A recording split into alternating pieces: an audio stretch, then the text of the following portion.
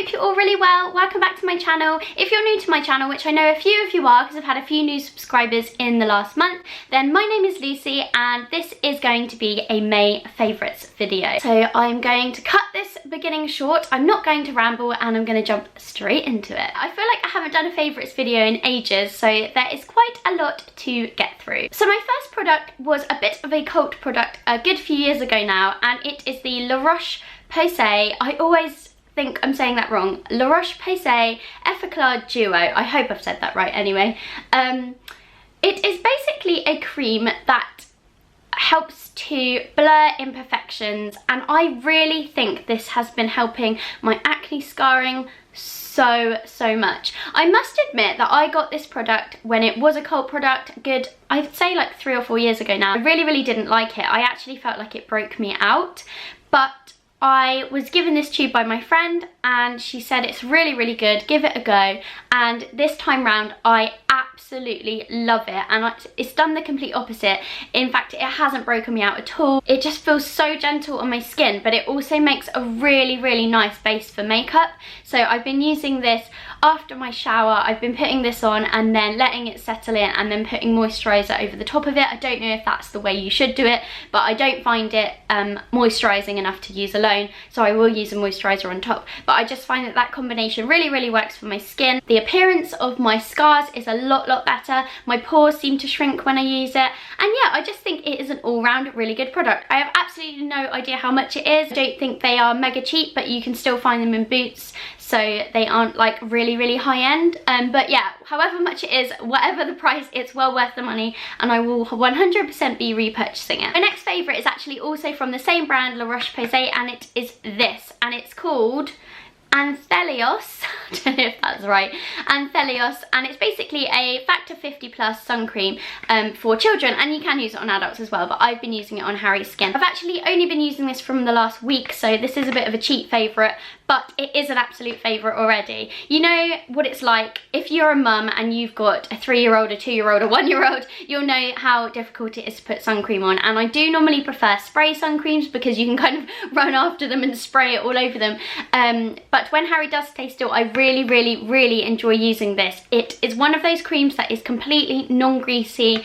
It really soaks into their skin so well. I don't feel like I don't know why I need to do this, I just need to. It's not thick, it absorbs really quickly, and it just feels like it's really protecting his skin. It says it's specially formulated for delicate or atopic prone baby skin. It is non-perfumed and there's no parabens, and I love that about La Roche-Posay. They don't have perfume products, which I don't like perfume products. They are so bad for your skin. I think this would be a really good sun cream for babies with eczema or little patches of dry skin, which Harry has, because it's really moisturising without being greasy, and it's not going to irritate. Something else that I have rediscovered this month. Oh, have I just sprayed that on myself?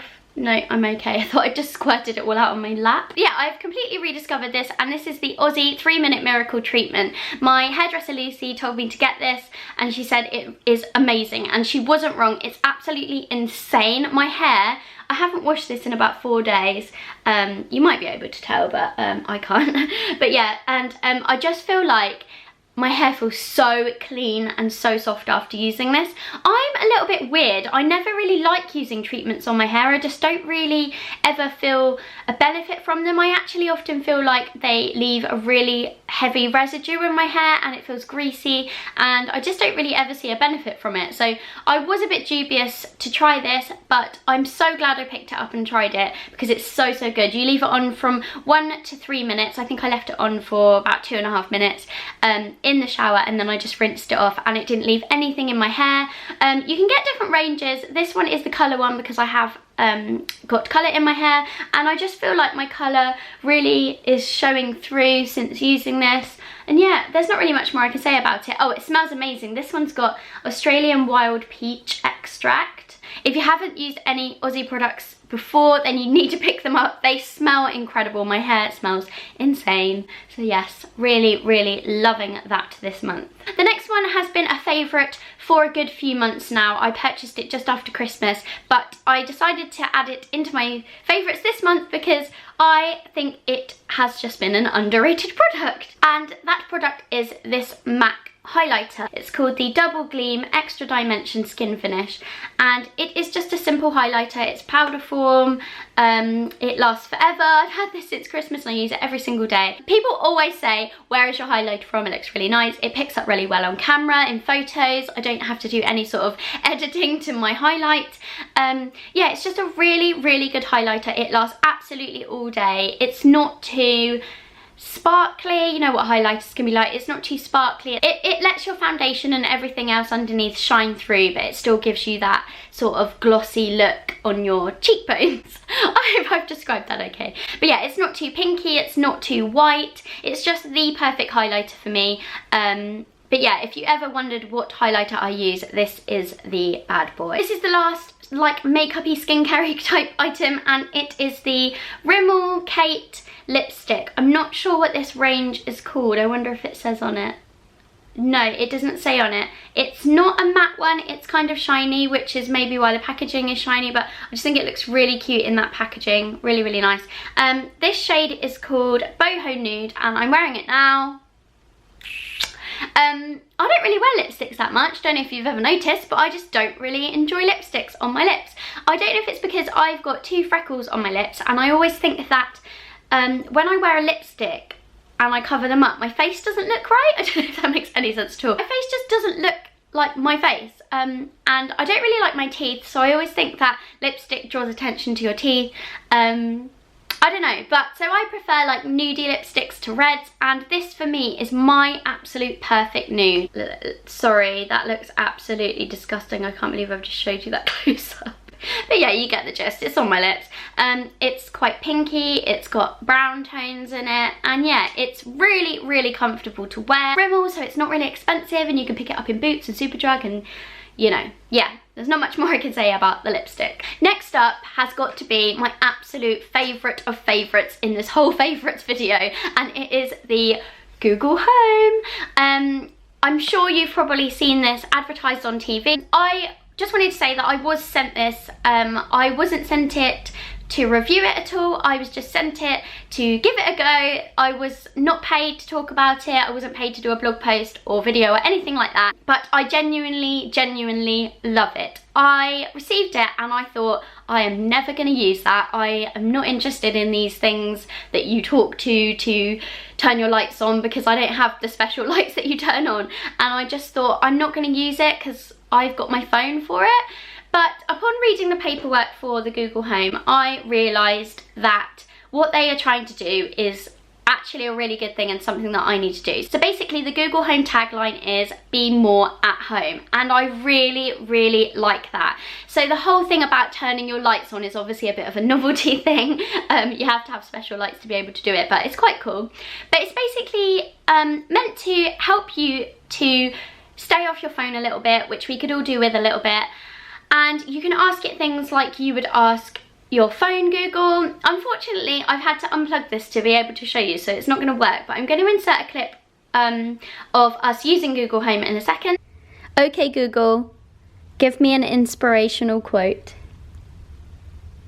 Wayne Gretzky once said, "You miss 100% of the shots you don't take." Alright, here's 97.1 BBC Radio 1 on the BBC. Okay Google, put bread on my shopping list. Alright, I've added bread to your shopping list. Thank you. We use Google Home a lot for shopping lists. It will basically say, okay, I've added it to the shopping list. It always gets it right. It understands everything we say. It's incredible. And it basically will store that shopping list into an app on my phone so that when I go shopping, it's all there written down for me. And that is amazing, because I am one of those people that will write a list on a piece of paper for shopping and I will leave it at home. But the main thing that I've used it for that I really didn't think I would is to play music. And we are one of those families that has the telly on quite a lot. We've just got it on for background noise. Since having this, we've been listening to the radio so much more. The TV's not been on at all. I've downloaded Spotify again, so I've been listening to all my playlists on there. Really loving the Google Home. I would highly recommend it. Even if you think you will not use it, I guarantee you will. Favourites video wouldn't be complete without a candle, would it? And this one that I got from the lovely online department store Amara smells insane. It's called the Voluspa Japanese Plum Bloom, and it's made of coconut wax, which I really liked the sound of. It just sounds really like organic and good for you. It's a 2-wick candle. It's really, really big, so it's going to last forever. It smells insane. I'm going to try and describe it. I'm going to be one of those annoying YouTube people that tries to describe a scent. Okay. It's very floral. It's like a bit fruity as well. It kind of smells like black currants mixed with rose and a little bit of coconut. It's just really summery and berryish and just everything that I like in a scent. Super sweet, and it really smells lovely when you're burning it. And also it comes in this beautiful glass container. I think I might use mine as a jewellery container because I just think that would be really, really cute. And it would make a really, really nice gift for somebody. I think my mum would really like something like this. If you watch my channel a while, you will know that I love food and I like to have healthy alternatives to things, and I also love peanut butter. And this stuff is insane. I feel like I've probably spoken about this in a previous video, but I don't really care because it's still a firm favourite. This is the Meridian Coconut and Peanut Butter, and oh my god, it tastes so good. I put it in my porridge, I put it on toast, I eat it by itself. If you are still eating that cheap, gammy, Sunpat type peanut butter, then what are you doing? You need to switch to a natural peanut butter. It is so much better for you, so much more flavour. I feel like this one is a good one for people that don't like the flavour of just peanut butter on its own, because the coconut sort of takes away some of the nuttiness. I know that sounds really silly because if you don't like peanut butter you're not gonna buy this, but I just feel like even if you didn't like peanut butter you would probably like this, because the coconut gives it like a bit of a sweetness and kind of takes away some of that full-on nuttiness. My last two favourites are a book and a TV programme, well, a Netflix programme. So the book is called The Circle, and I have actually read this a while ago, but I've decided to reread it because I completely forgot what sort of happened at the end, and I just felt like it was really relevant. So I'm not going to go into too much detail. It's a very, quite a deep book. I would say it's not the easiest read, but it is so, so good and so relevant to the social media, YouTube, Instagram world. So it's about a girl called May, and she starts working at this company called The Circle. And The Circle, in my head, looks like Google offices are meant to look like really cool and funky, and they are the company that everyone wants to work for. She basically starts working for this company, and it's all about numbers, and it's all about her social profile and followers and all of this stuff. And it's about how she deals with that and how the world is becoming this transparent, all-seeing, all-knowing place, if that makes any sense. I don't want to give too much away because it's a really, really good read, but if you are online like I am, if you are social media obsessed, or even if you're feeling a bit shit about social media, it's really, really worth reading because it is all about our generation and about how social media affects our well-being and our lives. Let me know your thoughts on it. I'd love to hear what you thought of the book, because I thought it was a really, really good read. So as I said, my last favourite is a TV programme. Well, it's a Netflix programme. I don't know if you can watch it anywhere else. And if you haven't heard about it, I don't know where you've been. It's called 13 Reasons Why, and it was amazing. It was one of the best things I have watched in so, so long. So it is about a girl called Hannah, and she has just moved to a new high school. It starts off with a guy receiving a box of tapes that she has recorded before she commits suicide. So yes, sounds very depressing, and there are some very sad and difficult to watch scenes, but that is why I love it. I think that things like suicide just don't get covered online ever. You don't really hear people talk about suicide. I know it has had some controversial press to say that they are glorifying suicide, which I completely disagree with. I think that they are just talking about suicide and making it something that is okay to talk about. Each tape had on it 13 reasons why Hannah decided to commit suicide. You know, it's about sort of how you could be unkind to somebody, but that could lead to someone else being unkind to them, and it just has that whole butterfly effect.